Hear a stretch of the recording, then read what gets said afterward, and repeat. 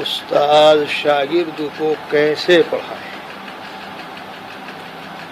اس کیسے میں یہ بات بھی شامل و داخل ہے، بلکہ اسے اولیت کا مقام حاصل ہے، ذاتاً و مقاماً بھی اور زماناً بھی، کہ ایک استاذ اور مدرس پڑھانے والے مضمون اور کتاب کے لیے اپنے آپ کو تیار کیسے کرے، اس کی تیاری کیسے کرے، اسے میں نے تزود کے لفظ سے تعبیر کیا تھا، توشہ اکٹھا کرنا، جمع کرنا، زاد راہ جو توشہ وہ طلبہ کو دینا چاہتا ہے پہلے اسے خود اکٹھا کرے اور جمع کرے، جو کچھ انہیں سمجھانا بتانا چاہتا ہے اس کے تئیں بھرپور تیاری کرے۔ جیسی بھرپور تیاری ہوگی، جیسا تزود ہوگا، تو ویسے ہی اس کا درس اور اس کی تدریس بھی مفید، کامیاب اور نافع ہوگی۔ التزود کے تعلق سے میں نے دو باتیں ذکر کی تھیں، ایک تصحیح العبارہ اور دوسرے فہم مراد مؤلف، فہم مطالب عبارہ۔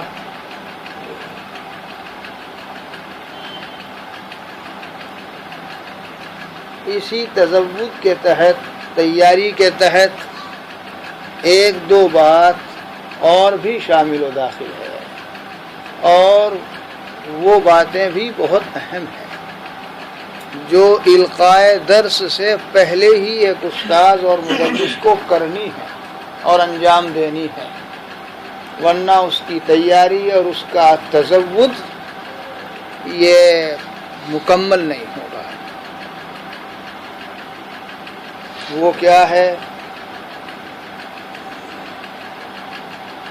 مراد مؤلف اور مطالب عبارت کو سمجھنے کے لیے یہ ضروری ہے کہ اس سبق میں، اس عبارت میں آنے والے جو الفاظ ہیں، جو کلمات ہیں، جو جمل ہیں، جملے، تو وہ ان میں سے ہر لفظ کی لغتاً و صرفاً تحقیق کر لے، مادہ کیا ہے، صیغہ کیا ہے، خود لفظ کیا ہے، اسم ہے یا فعل ہے یا حرف ہے، اور پھر جو ان کی مختلف اقسام ہیں ان میں سے کس قسم میں سے ہے، کس قسم کے قبیل سے ہے۔ پھر نحون یہ بھی سمجھ لے کہ ان کلمات کا باہم ایک دوسرے سے جوڑ کیا ہے، تو نحون بھی ان الفاظ کو اور ان جمل اور کلمات کو حل کر لے، اور بطور خاص ایک بات کا ضرور دھیان رکھے۔ عام طور سے مدرسین زمانہ، ہمارے زمانے میں پڑھانے والے حضرات عام طور سے اس کا دھیان اور خیال نہیں رکھتے، اس لیے بسا اوقات بڑی غلطی ہو جاتی ہے فہم مراد میں، اور جب فہم مراد میں غلطی ہو گئی تو پھر وہی مراد کل استاد صاحب طلبہ کو بتائیں گے تو القائے درس میں بھی غلطی ہوگی، اور وہ یہ کہ یہ جو لفظ آیا ہوا ہے، الفاظ آئے ہوئے ہیں، مثلاً یہاں یہ لفظ اپنے لغوی معنی میں مستعمل ہے یا کسی اصطلاحی معنی میں اس کا استعمال ہوا ہے۔ پھر اصطلاحی معنی میں اگر مستعمل ہے تو کون سے علم فن کی اصطلاح اور کیا اصطلاح؟ بعض مرتبہ ایسا ہوتا ہے مدرس صاحب یہ سمجھتے ہیں کہ یہ لفظ یہاں لغوی معنی میں مستعمل ہے اور لغوی ترجمہ اس کا کر دیتے ہیں، اور وہ لغوی ہو کر کے لغو ہو جاتا ہے، غلط ہو جاتا ہے۔ وہاں وہ لفظ کوئی اصطلاح ہوتا ہے کسی علم و فن کی، ترجمہ کر دیا گیا لغت کے اعتبار سے، غلطی ہو جاتی ہے، اور بعض مرتبہ تو بڑی غلطی ہو جائے گی۔ اس کی کیا مثالیں دوں، بہت وسیع باب ہے۔ بعض مرتبہ تو وہ خاص شریعت کی اصطلاح ہوگی، نصوص کی اصطلاح ہوگی، اور ترجمہ کر لیں گے ہم لغوی، غلط ہو جائے گا۔ اس کی ایک مثال جو اور جگہ آپ لوگوں کو مدد دے، مثلا ایک لفظ ہے الجہاد۔ الجہاد نصوص میں آتا ہے الجہاد ماض، مثلا ایک حدیث شریف میں ہے، نبی پاک علیہ الصلاۃ والسلام نے ارشاد فرمایا ثلاث من اصل الایمان الکف عمن قال لا الہ الا اللہ لا تکفرہ بذنب ولا تخرجہ من الاسلام بعمل۔ پھر آگے آیا ہے والجہاد ماض مذ بعثنی اللہ الی ان یقاتل آخر هذه الامة الدجال لا يبطلہ جور جائر ولا عدل عادل، او کما فی الحدیث، مشکاہ شریف میں روایت ہے۔ اب یہاں الجہاد کا اگر کوئی لغوی ترجمہ کرنے لگے تو بالکل غلط ہے۔ کسی طرح بھی یہاں الجہاد کا لغوی ترجمہ صحیح نہیں ہو سکتا۔ یہاں الجہاد سے وہی اصطلاحی معنی مراد ہے۔ یہاں تو آسانی سے ذہن منتقل ہو جاتا ہے پڑھانے والے کا بھی کہ الجہاد یہاں بالمعنی المصطلح مراد ہے، لیکن بہت سی کتابوں میں دیگر علوم و فنون کی جو اصطلاحات آتی ہیں وہاں بسا اوقات ذہن مستعمل نہیں ہوتا۔ اس نقطۂ نظر سے اس پوری عبارت کا، اس میں آنے والے ایک ایک لفظ کا جائزہ لینا، غور و فکر کرنا بہت ضروری ہے۔ پھر میں نے دوسری بات یہ کہی کہ اگر وہ اصطلاحی لفظ ہے تو کون سے علم و فن کی اصطلاح؟ بعض مرتبہ ایک ہی لفظ کئی علوم و فنون میں استعمال ہوتا ہے اور ہر جگہ اس کے الگ معنی مراد ہوتے ہیں۔ میں اس کی مثال دوں ابھی تازہ جو ذہن میں آئی، لفظ تخریج۔ لفظ تخریج اصول حدیث میں استعمال ہوگا تو خرج الحدیث یا تخریج الحدیث بمعنی ذکرہ بتمام سندہ، یہ ہے تخریج حدیث۔ لفظ تخریج اصول حدیث کے تعلق سے اور حدیث کے تعلق سے استعمال ہوگا تو اس کے معنی یہ ہوتے ہیں، اور یہی لفظ تخریج اگر فقہ کے خاص باب المیراث والترکہ میں استعمال ہوگا تو بالکل دوسرے معنی ہے۔ تخریج مسئلہ بمعنی تعیین حصص الوارثین، کسی کا انتقال ہو گیا مورث کا تو اس نے جو وارثین چھوڑے ہیں، کس وارث کو اس کے طریقے میں سے کتنا حصہ ملے گا ضرور شرع، اس کی تعیین، اسے کہتے ہیں مسئلے کی تخریج، تخریج مسئلہ۔ علم الطریقہ، علم الفرائض، علم المیراث کے تعلق سے اس کے یہ معنی، اور کہیں کہیں تخریج کے معنی ہوں گے کسی مسئلے کا کسی عبارت سے اخذ اور اس کا استفادہ، اس کا استناد۔ تو مثلا کبھی کہیں گے بھائی مسئلے کی تخریج آپ نے حکم شرعی تو صحیح لکھا مگر تخریج صحیح نہیں ہے، یعنی اس کے ماخذ اور دلائل یہ نہیں، اس کا استناد اور اس کا اخذ و التقاط ان عبارات سے نہیں ہے، مآخذ اور دلائل اس کے دوسرے ہیں، استناد اس کا دوسری عبارت سے ہے۔ حکم شرعی تو صحیح لکھا، میرے یہاں تمرین فتاوی میں صرف یہ نہیں دیکھتا ہوں کہ طالب علم نے حکم شرعی صحیح لکھ دیا، بلکہ یہ دیکھتا ہوں کہاں سے لکھا، اس کا اخذ و التقاط کہاں سے کیا، من این و کیف، عین اور کیف بھی دیکھتا ہوں۔ چنانچہ اگر تخریج صحیح نہیں ہوتی تو دوبارہ لکھیے، یہاں بھی آئے گا تخریج مسئلہ، تو لفظ ایک ہے تخریج، لیکن کہیں کسی معنی میں، کہیں کسی معنی میں، کہیں کسی معنی میں۔ ایک اور لفظ ابھی ذہن میں آیا، مثلا الفتاوی، الفتاوی ایک تو فتوے کی جمع الفتاوی ہے، جمع تو وہ بھی ہے الفتوی ہی کی، الفتاوی۔ ہم کسے کہتے ہیں فتاوی؟ پیش آمدہ مسائل میں پوچھے گئے سوال کے جواب میں اہل علم حضرات نے جو احکام شرعیہ لکھے انہیں الفتاوی کہتے ہیں۔ اس معنی میں الفتاوی کا استعمال ہے، یہ تو ہمارے عرف کا استعمال ہے، اور اصول فقہ و فتاوی میں لفظ الفتاوی مستقل ایک اصطلاح ہے کہ فقہ حنفی کی 3 قسم کی کتابیں ہیں، متون، شروح اور الفتاوی۔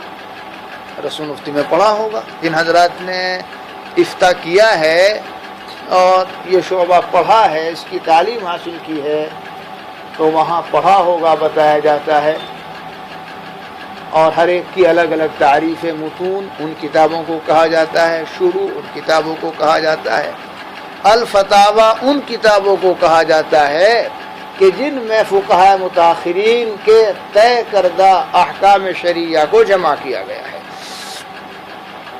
یہ الفتاوی ہے۔ تو الفتاوی اس معنی میں بھی استعمال ہوتا ہے، الفتاوی اس معنی میں بھی استعمال ہوتا ہے۔ ذہن میں میرے اس وقت ایک ہی مثال آئی، لیکن آپ اس بات کو اچھی طرح سمجھ لیجئے، بہت تجربوں کے بعد کہہ رہا ہوں کہ لغوی معنی میں استعمال ہے یا کسی اصطلاحی معنی میں، اور اگر اصطلاح ہے تو کون سے علم و فن کی اصطلاح۔ پھر ایک بات اور یہ بھی دیکھیے کہ یہ لفظ معنی وصفی میں استعمال ہے یا معنی علمی میں، معنی وصفی اور معنی علمی۔ ابھی 2 مثالیں پیش کروں گا تو سمجھ میں آئے گا، ورنہ تو بعض مرتبہ بہت دور پہنچ جاتا ہے آدمی اور بڑی چوک ہو جاتی ہے۔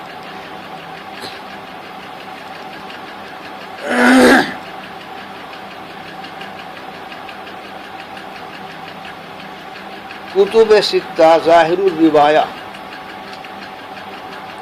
امام محمد رحمہ اللہ نے جن کتابوں میں فقہ حنفی کو منضبط کیا ہے، ضبط کر دیا ہے، جمع کر دیا ہے، وہ کتب 6 ظاہر الروایہ ہیں، جامع صغیر، جامع کبیر، مبسوط، زیادات، سیر صغیر، سیر کبیر۔ ان کتابوں کا ایک اختصار تیار کیا حاکم شہید رحمہ اللہ نے، اور اس کا نام رکھا الکافی، الکافی۔ وَيَجْمَعُ السِّتَّ کتاب الکافی للحاکم الشہید فہو الکافی، یعنی اسم مسمى ہے الکافی۔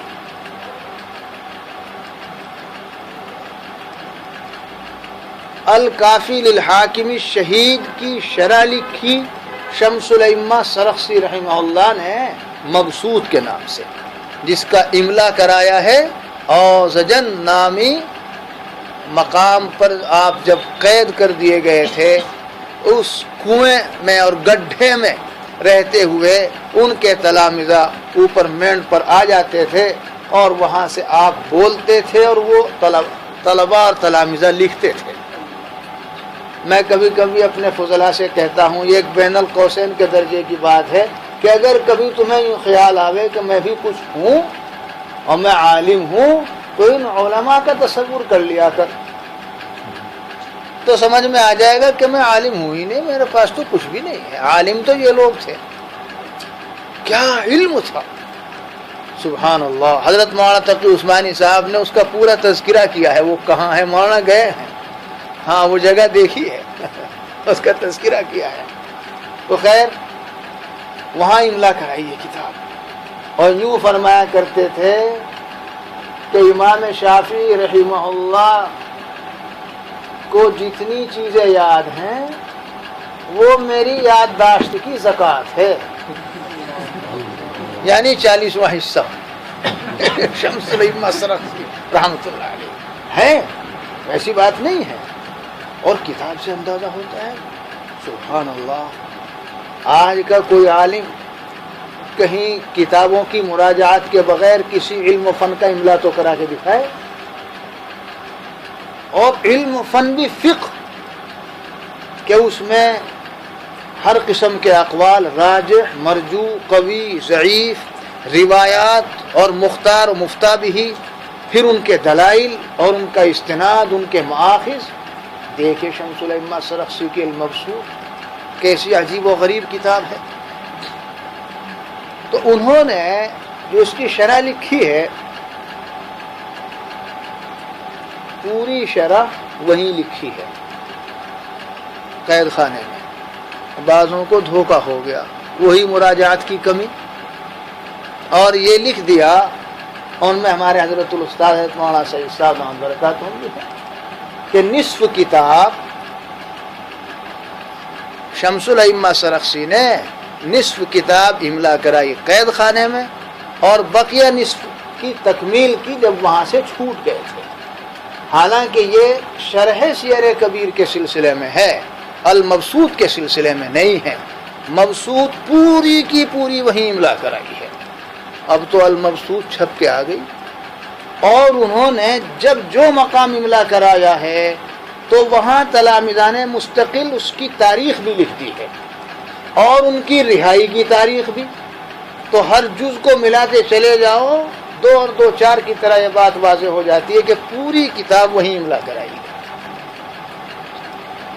خیر ہو جاتا ہے، تو مجھے تو یہ بتلانا ہے کہ جب انہوں نے جو الکافی کی شرح لکھی تو شروع میں انہوں نے المبسوط میں لکھا کہ فرأیت الصواب فی تالیف المختصر، فرأیت الصواب فی تالیف المختصر، یہاں لفظ آیا المختصر۔ اب یہ المختصر کا مصداق کیا؟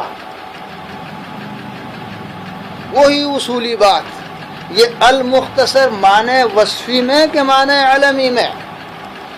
علامہ خیر الدین رملی اتنے بڑے آدمی ہیں، انہیں اشتباہ ہو گیا، انہوں نے یہ سمجھ لیا کہ المختصر گویا معنی علمی میں، تعبیر تو میری ہے، تو حاکم شہید کی ایک کتاب جیسے الکافی ہے، ان کی ایک کتاب المختصر بھی ہے، المختصر نام کی، تو وہ جو المختصر لفظ ہے وہ تو اس کتاب کا علم ہے، اس کا مصداق اگر معنی علمی میں لوگ ہے تو اس کا مصداق وہ کتاب ہو جائے گی۔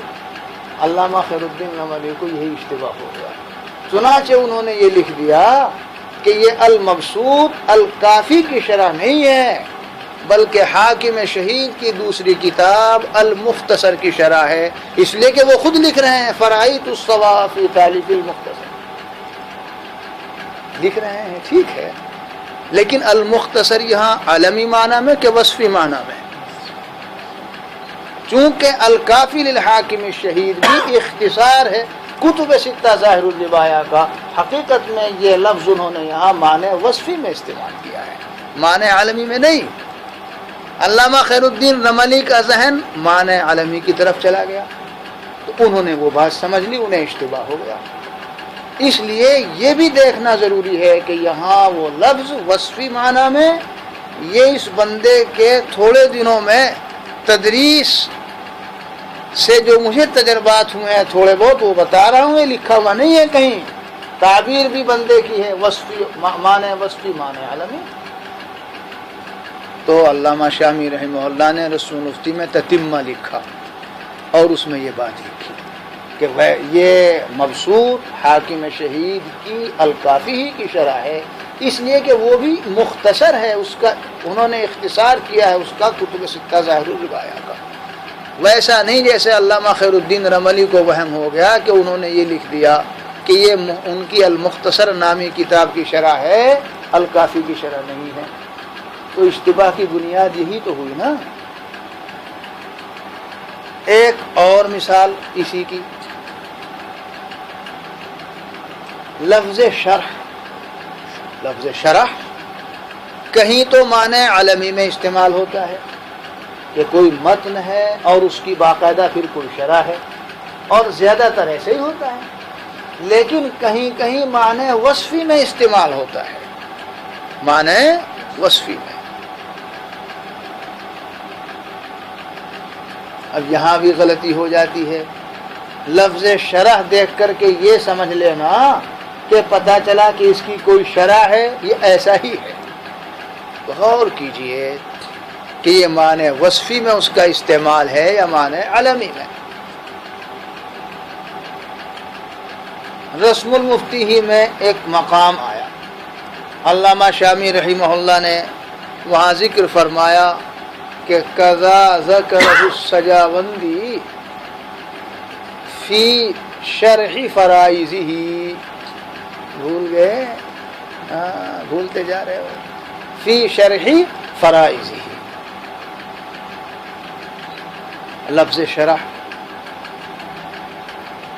تو ہمارے حضرت الاستاذ مولانا سعید صاحب دامت برکاتہم نے لکھا کہ انہوں نے اپنی سراجی کی کوئی شرح نہیں لکھی، اور اللہ جانے یہ کس طرح سے انہوں نے لکھ دیا فی شرح فرائضہ۔ تو نفس الامر اور واقعہ کیا ہے یہ تو ہم نہیں کہہ سکتے، لکھی کہ نہیں لکھی، لیکن میں کہتا ہوں کہ اگر نہیں لکھی تو اس سے یہ پتہ بھی نہیں چلتا کہ لکھی ہے۔ یہاں شرح معنی علمی میں ہے ہی نہیں، بلکہ معنی وصفی میں ہے، فی کتاب شرح فیہ فرائض الاسلام وہو السراجی۔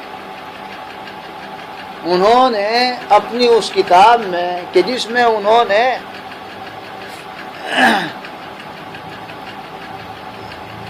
اسلامی اصول و قواعد اور فقہ کے تعلق سے وارثین کے حصے اور ان کے حصص بیان کیے ہیں، مراد یعنی مراد یہاں ان کے کہنے سے خود سراجی ہے، شرح سراجی، اور اس سے یہ لازم بھی نہیں آتا۔ اگر نہ ہو ان کی کوئی شرح تو یہ الزام نہیں دیا جا سکتا علامہ شامی کو کہ پتہ نہیں انہوں نے کیسے لکھ دیا۔ یہ بالکل ایسا ہی ہے جیسے شرح معانی الآثار، شرح معانی، تو کیا اس کا مطلب یہ ہے کہ ہونا کا کتاب یسمى بمعانی الآثار و کتاب آخر شرح لمعانی الآثار؟ ہرگز نہیں۔ شرح معانی الآثار یہ لفظ شرح وصفی معنی میں ہے۔ امام طحاوی رحمہ اللہ نے یہ ایک مجموعہ جو تیار کیا ہے، تو شرح فیہ المعانی والمفاہیم للآثار والاحادیث، آثار و احادیث کا کے معانی اور مفاہیم اور مطالب کو واضح کیا ہے، تاکہ یہ سمجھ میں آ جائے ان لوگوں کو کہ جن کا اشکال تھا کہ احادیث تو متعارض ہیں، جب ان میں تعارض ہے تو اب وہ ماخذ اور دلیل اور منبع اور سرچشمہ اسلامی احکام اور مسائل کے لیے کیسے بن جائیں گی؟ ایک حدیث سے معلوم ہوتا ہے کہ منی پاک ہے، ایک سے معلوم ہوتا ہے کہ ناپاک ہے، ایک سے معلوم ہوتا ہے کہ مس ذکر سے وضو ٹوٹ جاتا ہے، دوسروں سے معلوم ہوتا ہے کہ نہیں ٹوٹتا۔ ادھر احادیث ہیں جن سے پتہ چلتا ہے کہ مس مرد ناقض وضو، ان سے پتہ چلتا ہے کہ نہیں ہے۔ اصلاً امام طحاوی رحمہ اللہ نے یہ جو کتاب لکھی ہے اس کا مقصد تالیف اپنے دیباجۃ الکتاب میں خود ذکر فرما دیا. لیکن ہمارے طلباء محفوظ تو رکھتے نہیں، مستحضر رکھتے نہیں، بھول جاتے ہیں، اور جب بھول جاتے ہیں تو پھر اجتہاد کرتے ہیں. جب افتاء کے لیے آتے ہیں تو میں پوچھ لیا کرتا ہوں کچھ چیزیں تبرعاً، ان پر مدار نہیں ہوتا کامیابی کا مدار تو صلاحیت ہی کے امتحان پر ہوتا ہے. اچھا یہ بتاؤ بھائی طحاوی شریف امام طحاوی نے کیوں لکھی؟ تو شاید ہی آج تک کسی نے صحیح جواب دیا ہو. اور دیباجۃ الکتاب کو کون یاد رکھتا ہے؟ زیادہ زیادہ محنت کریں گے تو جو لڑائی ہے ائمہ کے مذاہب اور دلائل، اور اس کے لیے پوری تیاری کرتے ہیں، وہ لکھیں گے تو نمبرات آئیں گے، کامیابی ہوگی. وہ جو دیباجۃ الکتاب ہے اسے تو وہیں رکھ دیتے ہیں. حالانکہ امام طحاوی رحمہ اللہ نے خود بتا رکھا ہے کہ میں یہ کتاب کس لیے لکھ رہا ہوں. دیکھ لینا دیباجۃ الکتاب، یاد آ گیا ہوگا. تو سب یوں کہتے ہیں کہ فقہ حنفی کے لیے دلائل اور مآخذ کو جمع کیا ہے، احناف کے مسائل پر دلائل جمع کیے ہیں. حالانکہ یہ مقصد نہیں ہے. مقصد یہ دکھلانا ہے کہ تم بھینگے ہو، تمہیں نظر آتا ہے احادیث میں تعارض ہے ہی نہیں. ان کے محامل بتا دیے ہر حدیث کا. کہیں بتایا کہ اس کا یہ مطلب، اس کا یہ مطلب، کہیں تقدم و تاخر کا تعلق دکھا دیا، نسخ منسوخ کا وغیرہ وغیرہ. یہ الگ بات ہے کہ نتیجتاً امام طحاوی رحمہ اللہ کا اجتہاد انہیں 98% مقامات پر امام حنیفہ رحمہ اللہ اور اصحاب مذہب حنفی کے استنباط و اجتہاد ہی کے مطابق ہوتا ہے. یہ میں نے اس لیے کہا کہ وہ اصلاً مقلد نہیں ہے، خود مجتہد ہیں، اور خود کہہ بھی رہے ہیں کہ جس کے حق میں مجھے سمجھ میں آئے گا اس کے حق میں دلائل مہیا کروں گا. آخر میں ایک جملہ یہ بھی لکھا ہے انہوں نے. تو میرا مقصد کہنے کا یہ تھا کہ دیکھو شرح معانی الاثار بعض علماء کا میں نے لکھا ہوا دیکھا ہے. یہی معانی الاثار امام طحاوی کی کتاب ہے اور اس کی شرح ہے شرح معانی الاثار. اب نامزد تو یاد نہیں آتا، اچھے خاصے عالم تھے. بڑی حیرت ہوئی، پتہ نہیں بیچاروں کو، انہوں نے شاید اجتہاد کر لیا کہ شرح معانی الاثار تو خود بتاتا ہے کہ ہونا کا متن و ہونا کا شرح. ہر جگہ نہیں بتاتا شرح معانی الاثار. کتابوں میں ایسے مقامات آتے ہیں، اور میں اپنے ان فضلاء کو جو میرے یہاں افتاء پڑھتے ہیں جگہ جگہ فہم کتاب کے تعلق سے یہ اصولی باتیں بتاتا رہتا ہوں. اب تو مجھے بھی سب مستحضر نہیں، تھوڑی بہت جو اس وقت آپ حضرات کی طلب و برکت سے یاد آ رہی ہیں وہ بتا رہا ہوں.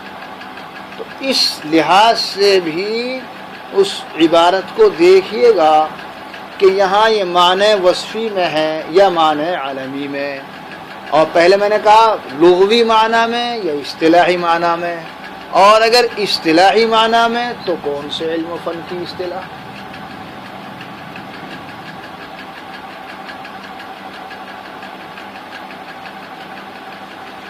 بعض بڑے علماء، میں نام نہیں لیتا اس وقت، بڑے علماء وہ بھی سلسلے میں تسامح کا شکار ہو.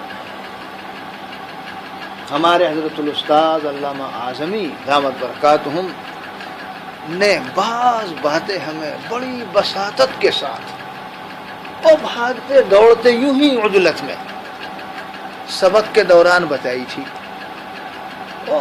ہمیں قدر تھی حضرت الاستاذ کی باتوں کی، الحمدللہ حافظے میں محفوظ رہی. آج ان کی ایسی اصولی باتوں سے ہمیں کتنا نفع اور فائدہ پہنچا میں بتا نہیں سکتا.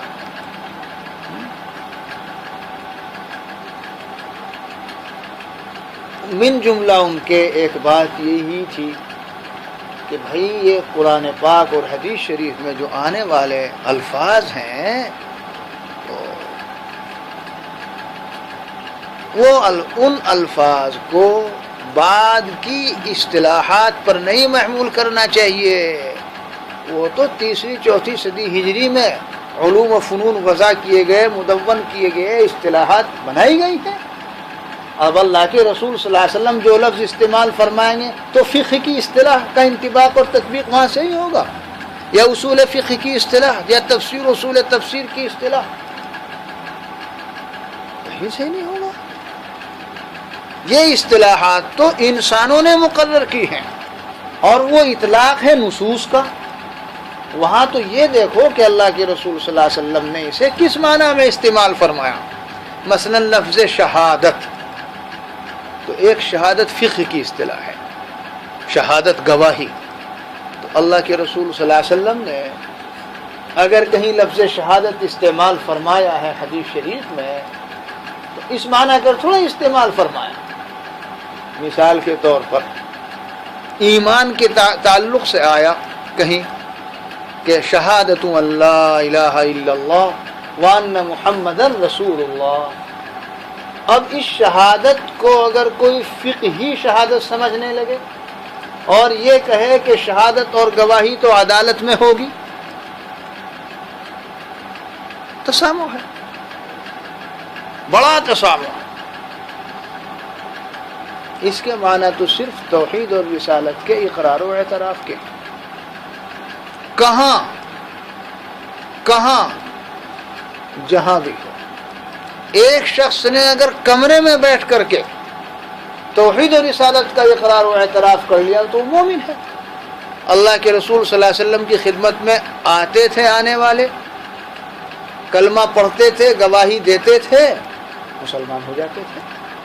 کہیں بھی گواہی دے، تو گواہی کا لفظ میں نہیں بلکہ اس وقت استعمال کرتا، کہیں بھی توحید اور رسالت کا اقرار و اعتراف کر لے تو مومن ہو جائے گا کہ نہیں ہو جائے گا. تو لفظ شہادت جو اللہ کے رسول صلی اللہ علیہ وسلم نے استعمال فرمایا ہے وہ فقہا کی جو اصطلاح ہے گواہی، شہادت، کورٹ اور عدالت والی، ظاہر بات ہے کہ وہ نہیں مراد ہو سکتا.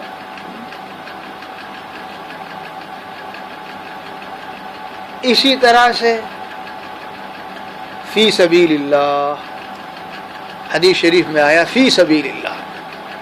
جی اب دیکھنا چاہیے کہ وہ جو فی سبیل اللہ ہے اس نص میں قرآن پاک میں بھی آیا ہے، حدیث شریف میں بھی آیا ہے. وہاں دیکھو کہ اللہ کے رسول صلی اللہ علیہ وسلم نے اسے کس معنی میں استعمال فرمایا. کہ جی ہم کیسے دیکھیں؟ دو باتیں دیکھو. ایک تو سیاق و سباق دیکھو، خود نہیں دیکھ سکتے تو شارحین حدیث نے، جنہیں اللہ تعالیٰ نے وہ فہم دیا تھا شرح حدیث کا، فہم معانی حدیث کا، انہیں دیکھو کہ انہوں نے لفظ فی سبیل اللہ کہاں کس معنی میں استعمال کیا ہے. اگر اس سے ہٹ کر کوئی تشریح کرتا ہے تو خطا ہو جائے گی. قرآن پاک اور حدیث شریف میں آنے والے الفاظ اور وہ اطلاقات نصوص کے، وہ کسی اصطلاح کے پابند بالکل نہیں ہیں. بعد کی وضع کردہ اصطلاحات کا وہاں انطباق اور وہ تطبیق، یہ خطا ہے. یہاں بھی غلطیاں ہو جاتی ہیں. ایک اور بات ذہن میں تو آ رہی ہے مگر یہاں کہنا مناسب نہیں سمجھتا، کیونکہ ہر صحیح بات ہر جگہ کہی جا سکتی ہو. ہاں جو بات کہی جائے صحیح کہی جائے، مگر ہر جگہ صحیح بات ضرور کہی جائے مناسب نہیں ہے. یہاں نہیں کہتا. وہ بہت بڑا تسامح ہے اور بہت بڑے عالم کا تسامح ہے، مگر میں اس وقت یہاں نہیں کہہ سکتا اور وہ ضروری بھی نہیں. بات سمجھانے کے لیے جو میں سمجھانا چاہ رہا تھا دیکھنا چاہیے. ہوتا یہ ہے کہ جو لفظ عام طور سے جس معنی میں مستعمل ہوتا ہے تو ذہن کا تبادل اسی معنی کی طرف ہو جاتا ہے. یہ نہیں ہے. آپ سیاق و سباق سے دیکھیے، غور کیجئے کہ یہاں قرائن کیا ہیں اور سیاق و سباق کیا ہے، اور ان کی روشنی میں پھر اس لفظ کا صحیح معنی، صحیح مفہوم اور اس کی صحیح مراد متعین کرنے کی کوشش کیجیے.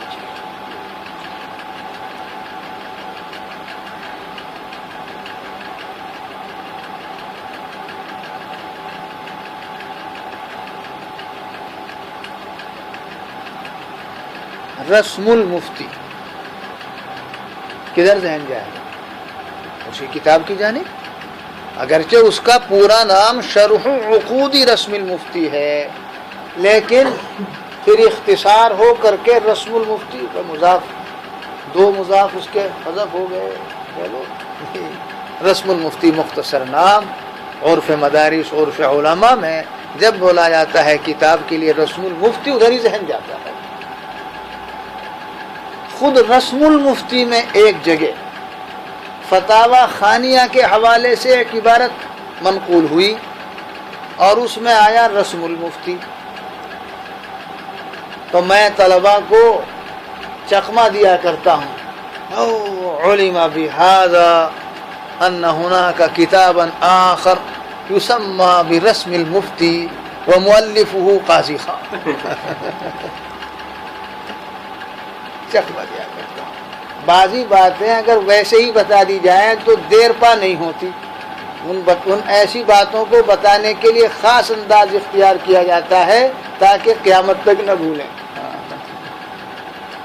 تو پھر انہیں بتایا رسم المفتی، اس کا شروع میں ہی تجزیہ کرتا ہوں.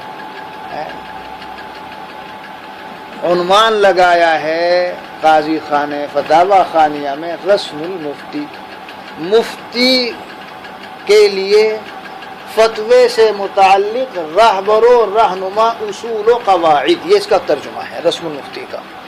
میں نے کہا رسم المفتی یہاں عالمی معنی میں نہیں ہے، وصفی معنی میں ہے، عنوان ہے فتاوی خانیہ میں. اور آگے ایک المفتی چھوٹ گیا ہے کتاب میں، یاد ہے؟ المفتی فی زماننا من اصحابنا اذا استفتی عن مسئلۃ فیفعل کذا و کذا. آگے عبارت ہے، وہ ہم بڑھوا دیتے ہیں. تو رسم المفتی دیکھیے یہاں پر آیا ہوا ہے، اور رسم المفتی نام ہے اس کتاب کا. اب کوئی سمجھے کہ وہ بعض مدرسین تو اللہ کے بندے ایسا غضب کر دیتے ہیں، دیکھو اس سے پتہ چلا ایک رسم المفتی قاضی خان کی ہوئی ہے. ہاں ارے بھائی یہ رسم المفتی معنی وصفی میں ہے، انہوں نے عنوان لگایا ہے اور شروع میں کچھ فتوے سے متعلق، افتاء سے متعلق مفتی کے لیے رہبر و رہنما اصول و قواعد بیان فرمایا ہے، اس کا عنوان ہے رسم المفتی.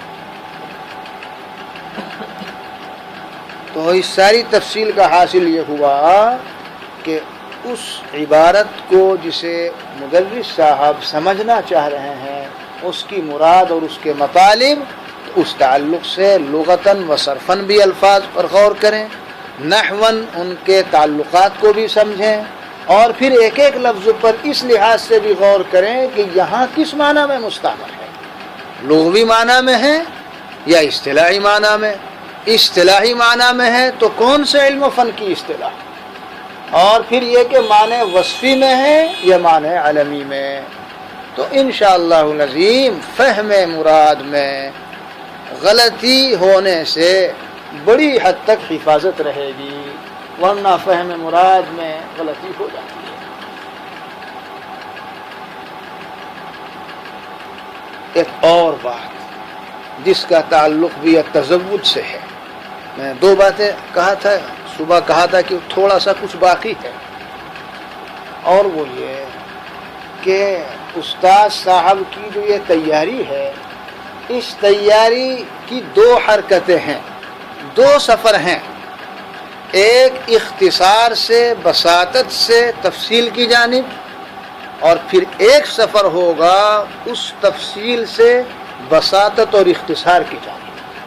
پہلا سفر تو ہوگا کہ مطالعے میں پھیلاؤ پیدا کر کے مراجعت کا استیعاب اور مطالعے کی تمامیت اور استیعاب کر کے اس سے متعلق ان سب چیزوں کو سمجھنا، حل کرنا، جاننا، ان کی تہ تک پہنچنا جو صبح سے اب تک بیان کی گئی.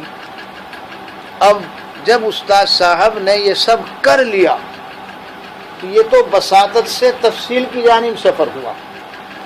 اب اس کی دوسری جو حرکت ہوگی، یہ فلسفیانہ تعبیر میں حرکت ہے، ویسے سفر کہہ لو یا دوسری محنت کہہ لو، وہ تو پھیلاؤ ہو گیا اس کے ذہن میں. اب اس پھیلاؤ کو پھر سمیٹے. کس طرح سے سمیٹے؟ اس طرح سمیٹے کہ اب یہ دیکھے کہ جو عبارت میرے پیش نظر ہے کس کتاب کی عبارت ہے، یہ سبق میں کن طلبہ کو پڑھاؤں گا، ان کا مستوی ذہنی کیا ہے.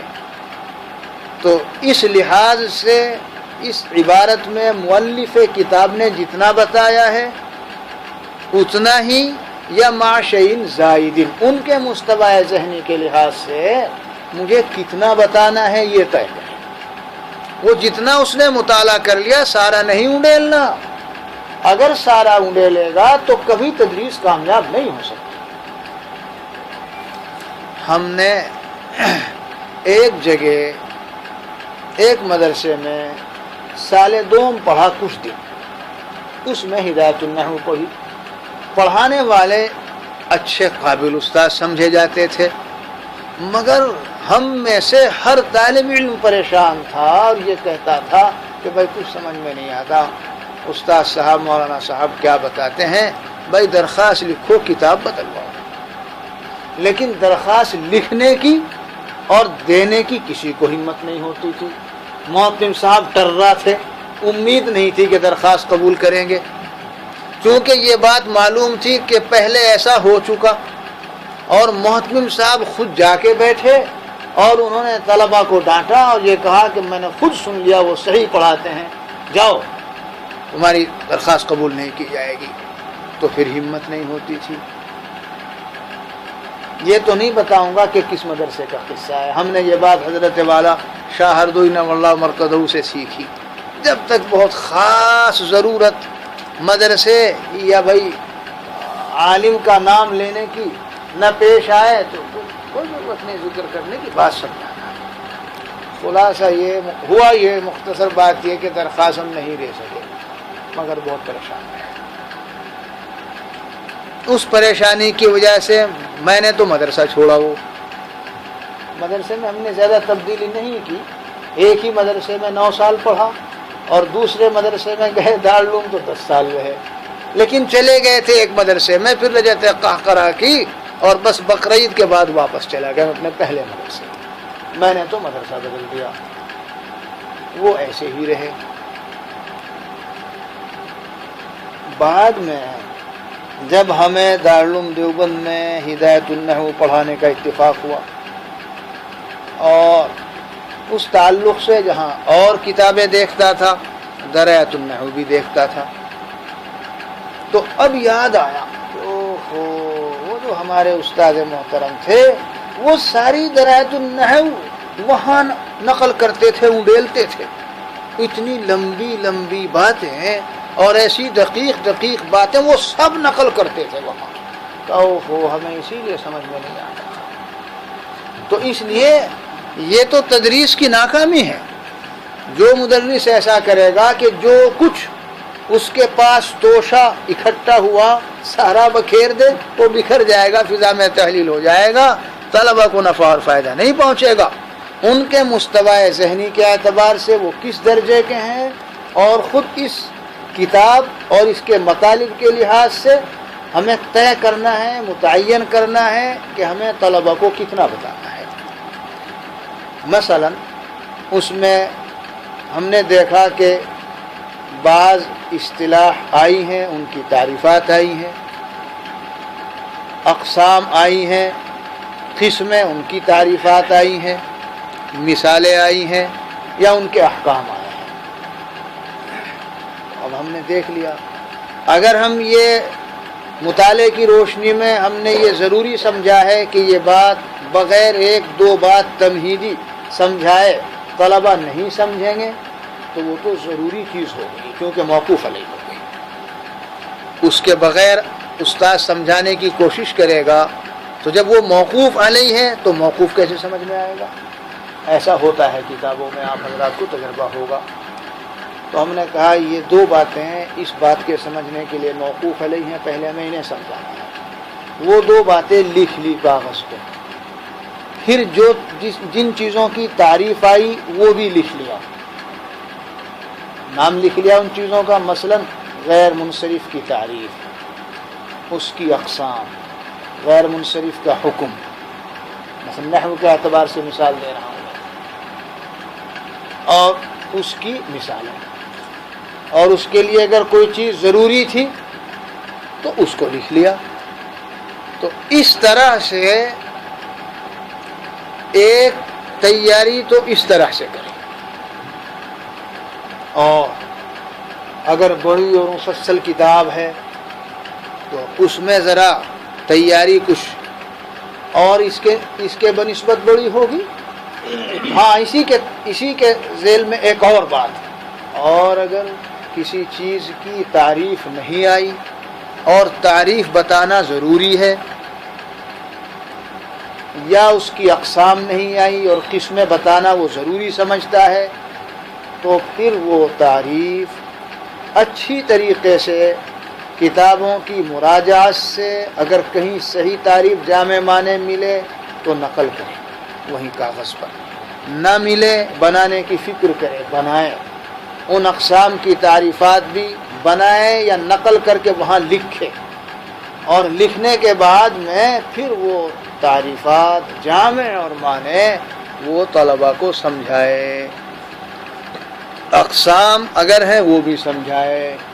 اگر کوئی ایسے علم و فن کی کتاب ہے کہ بغیر محسوس مثالوں کے وہ اصولی بات، وہ قاعدہ اور وہ مطلب کتاب کا بغیر کسی محسوس مثال کے صحیح طرح طالب علم نہیں سمجھ سکتا، تو اپنی تیاری کرتے وقت میں اس کے لیے استخراج امثلہ کرے. استخراج امثلہ، ایسی مثالیں سوچ سمجھ کر غور و فکر کر کے تیار کرے اور اس کی نشاندہی پھر اس پرچے پر کر لے. یہ بہت ضروری چیز ہے. استخراج امثلہ میں جو مدرس جتنا ماہر ہوگا تدریس میں اتنا ہی کامیاب ہوگا. خاص طور سے بعض علوم و فنون تو ایسے ہیں، منطق ہے، فلسفہ ہے، کہ وہ محسوس مثالوں کے بغیر طلباء کے قابو میں نہیں آ سکتا، اور محسوس مثال دیے اور سمجھائے بغیر استاد طلباء کو صحیح طرح نہیں سمجھا سکتا. الا شاذا و نادرا، بعض طلباء ایسے ہوں کہ ان کا ذہن فضا سے اسے اپنی گرفت میں لے لے، ہو سکتا ہے، ورنہ وہ معنوی حقائق جب تک محسوس مثالوں کے روپ میں استاد نہیں بیان کرے گا ذہن کی پکڑ میں نہیں آتے. یہ ہمارا تجربہ ہے. اس سلسلے میں جو استاد استخراج امثلہ پر جتنا قادر ہوگا اتنا ہی وہ ایسے علوم و فنون کی تدریس میں کامیاب ہوگا. میں اس سلسلے میں بھی سب سے زیادہ ماہر حضرت مولانا مجیب اللہ صاحب دامت برکاتہم کو پایا. میرے استاد ہیں، بہت شفیق استاد ہیں، میں نے پڑھا حضرت مولانا سے. اگرچہ ہمیں حضرت سے کوئی معقول کتاب پڑھنے کا ضابطے میں اتفاق نہیں ہوا، لیکن ایک مرتبہ تو ہدیہ سعیدیہ کے سبق میں بیٹھنے کا اتفاق ہوا. آپ کہیں گے ہدیہ سعیدیہ کیا چیز ہے؟ یہ میوزی کی بچی ہے، میوزی کی بچی. اب تو نکال دی گئی، ماں باقی ہے، پتہ نہیں ماں بھی کب تک رہے. آئے گا زمانہ، آ رہا ہے کہ ماں کو بھی نکال دیا جائے گا، جب لڑکی اور بچی کو نکال دیا گیا. لوگ یوں سمجھ رہے ہیں منطق فلسفے کا کوئی فائدہ نہیں ہے. بھائی اب لوگ زیادہ سمجھدار ہو گئے ہوں گے. ہم تو یوں سمجھتے ہیں کہ ہمارے اکابر کا علم، ان کا فہم، ان کی بصیرت، ان کی فراست، ان کے تجربات، ان کی رائے زیادہ وزنی تھی. لیکن اب کچھ لوگ نوجوانوں کا غلبہ ہے نا، جیسے آپ فقہ سیمینار میں بتا رہے تھے.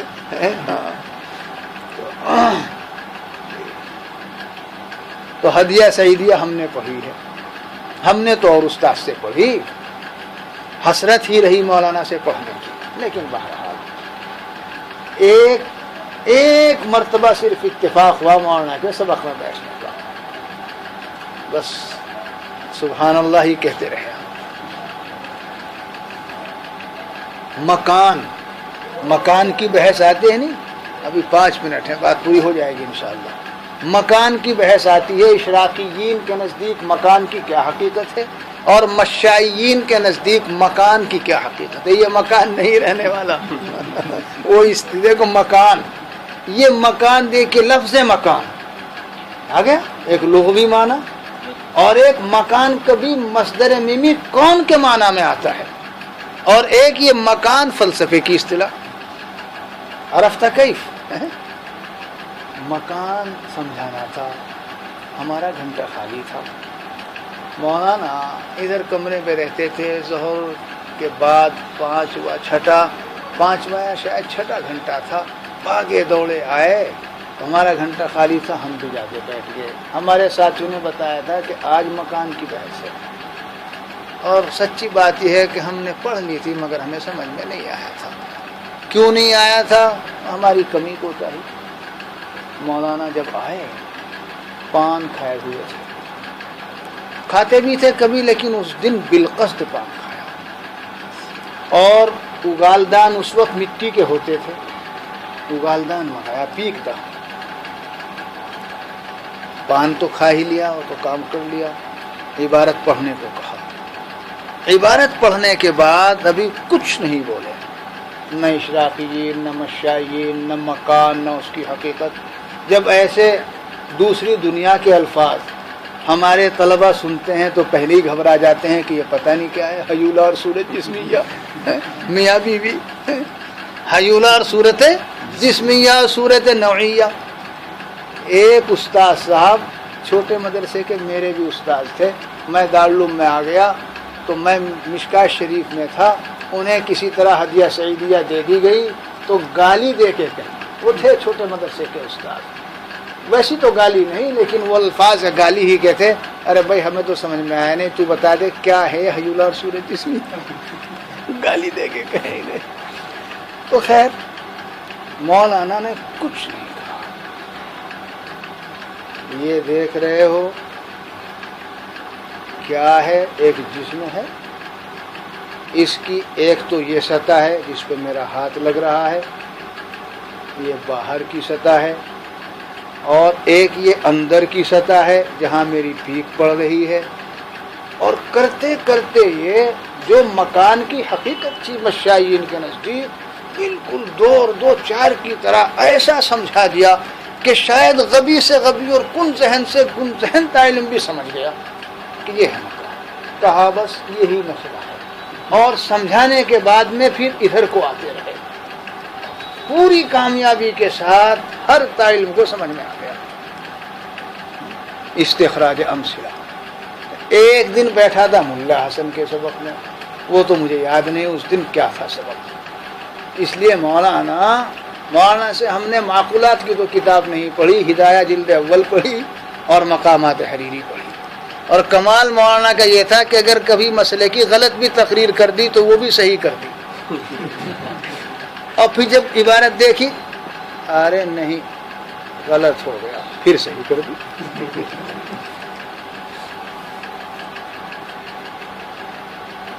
بات کیا تھی؟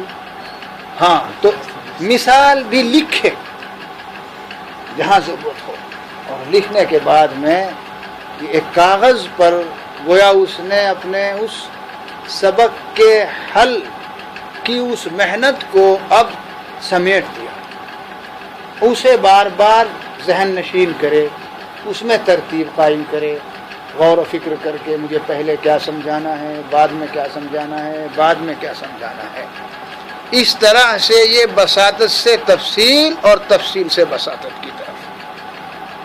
آج ہمارے حضرت مولانا سعید صاحب دامت برکاتہ کی تدریس بہت کامیاب ہے، اور اس میں کوئی شک نہیں کہ حضرت مولانا کتنا ہی الجھا ہوا مسئلہ ہو اسے کتابیں دیکھنے کے بعد میں بالکل سلجھا کے بیان کرتے ہیں۔ آپ حضرات نے سبھی نے پڑھا ہوگا تقریباً، یہ بات انہیں ایسے ہی تھوڑی حاصل ہو گئی۔ مجھے نہیں معلوم آپ لوگوں کو کبھی حضرت الاستاذ نے بتایا کہ نہیں بتایا، ہمیں نجی مجلس میں بتایا، اور یوں فرمایا ہے ایک دن کہ جب میں یہاں استاد مقرر ہوا شروع میں، اور مجھے چھوٹی چھوٹی کتابیں ملی تھی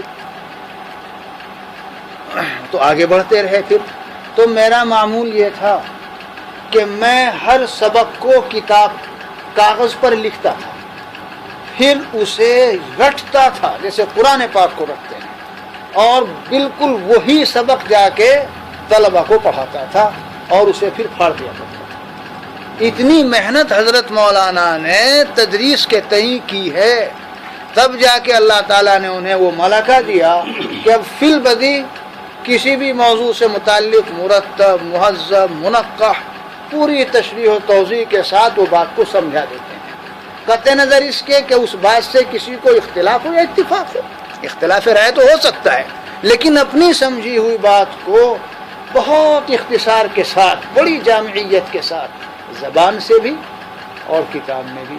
حضرت مولانا کی کتاب میں مواد ہی مواد ہوتا ہے، مغز ہی مغز ہوتا ہے، حشو و زوائد سے بالکل پاک ہوتی ہے۔ ایسی نہیں ہوئی یہ بات، ہمیں خود بتایا تھا کہ میں اس طرح کرتا تھا۔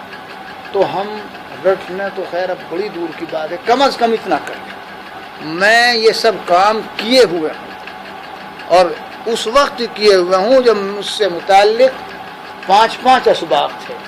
دارالعلوم دیوبند میں رہتے ہوئے تو میں نے اتنی محنت کا کام کیا ہے کہ وہ تو بہت مشکل ہے۔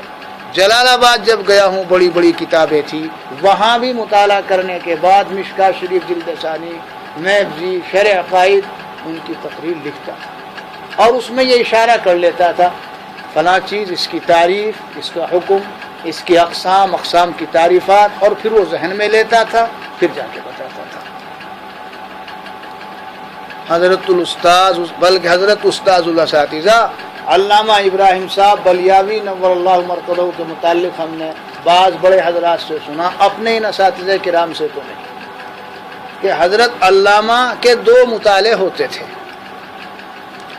ایک مطالعہ ہوتا تھا کتاب کھول کر، آنکھیں کھول کر اور بتی کھول کر، سنا ہو شاید آپ حضرات نے۔ اور دوسرا مطالعہ ہوتا تھا کتاب بند کر کے، آنکھیں بند کر کے اور بتی بند کر کے۔ وہ جو پہلا مطالعہ ہوتا تھا وہ بساطت سے تفصیل کی جانب ہوتا تھا۔ حضرت تو بڑی کتابیں پڑھاتے تھے، تو اس تعلق سے مطالعہ کرتے، وہ ساری تفصیل سامنے آ جاتی۔ اب پھر جو لیٹ جاتے تو کتاب سینے پر یوں رکھ لیتے، بتی بند کرا دیتے، آنکھیں بند کر لیتے، اب اس کو سمیٹتے تھے۔ اور جانتے ہو پھر سمیٹنے کا نتیجہ عجیب و غریب، مہذب، مرتب، منقح اور جامع جملوں کی شکل میں وہ توجیحات شارحین کو، جو شارحین حدیث نے بڑی لمبی لمبی توجیحات ذکر کی ہیں، چھوٹے چھوٹے سے جملوں میں سمیٹ لیتے تھے۔ وہ جملے مگر جناتی ہوتے تھے حضرت کے۔ آج کل تو کوئی یوں سمجھے گا کہ پتہ نہیں اردو میں تلاوت ہو رہی ہے، چلو پھر آئیں گے۔ کتاب الایمان کے تعلق سے احادیث متحرس، جو شخص فلاں گناہ کرے جنت میں نہیں جائے گا، دوزخ میں جائے گا، جو ایمان لے آیا وہ جنت میں جائے گا۔ اس نوع کی جو احادیث متعارضہ کی توجیحات شارحین نے مختلف کی ہوئی ہوتی تو ہم نے سنا کہ حضرت ان کے جواب کے لیے حضرت اپنے اس مطالعے میں ایک جملہ حضرت کا بنایا ہوا تھا، جناتی جملہ ہے، مولوی صاحب مبدأ آثار پر ترتب آثار کے لیے وجود شرائط و ارتفاع موانع ضروری ہے، سمجھے مول صاحب؟ اب اگر میں سے جناتی نہ کہوں تو اور کیا کہوں؟ اب آج کل تو لوگ مبدأ آثار ترتب آثار وجود شرائط ارتفاع موانع یوں کہتے ہیں کہ منطق فلسفے کی ضرورت نہیں۔ مبدأ آثار پر ترتب آثار کے لیے وجود شرائط و ارتفاع موانع ضروری ہے، سمجھے مول صاحب؟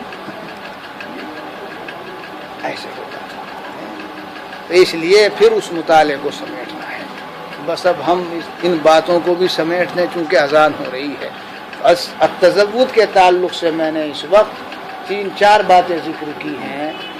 ایک بات تو پہلے ذکر کی کہ اس عبارت میں آنے والے جو الفاظ ہیں صرفی، لغوی اور جو کلمات ہیں نحوی اعتبار سے انہیں سمجھ لیا جائے، پھر ہر لفظ کے متعلق دیکھا جائے کہ لغوی معنی میں استعمال یا اصطلاحی معنی میں، اور اصطلاحی معنی تو کون سے علم و فن کی اصطلاح، اور پھر یہ بھی کہہ لو ہاں بندوں کی اصطلاح، انسانوں کی یا شارع کی اصطلاح، اور پھر اس کے بعد معنی وصفی میں یا معنی عالمی میں، پھر مطالعے کو سمیت، اور مستوی ذہنی کے اعتبار سے بھی یہ بھی دیکھنا کہ ان طلباء کو کتنی باتیں بتائی جانی ہیں، کیا کیا بتائی جانی ہیں، اور بہتر طریقہ یہ ہے کہ ان باتوں کو ایک کاغذ پر ترتیب کے ساتھ لکھ لیں بس، اور بڑی کتابیں ہوں